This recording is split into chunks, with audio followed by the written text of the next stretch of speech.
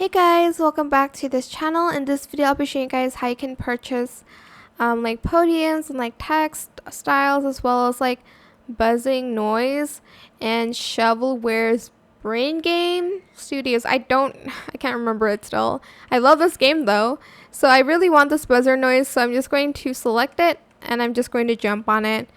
I only have 22 coins left, so I'm not going to buy the podium. But what you're going to basically want to do is you're going to go here to change it. So this is currently my podium. You can select this one or this one. There's also textiles. You can choose this one, this one, this one. It's totally up to you. And for buzzer sounds, I have purchased a lot, and just select the ones that you like. I'm just going to select this one. The game has started, so yeah, that is pretty much it. You can join the game here. I'm not going to though, because I'm just recording this. But that is it. I hope this tutorial was helpful for you guys. Don't forget to like, comment, share, and also subscribe to this channel if you haven't done that already. If you have any more questions, just leave it in the comment section down below.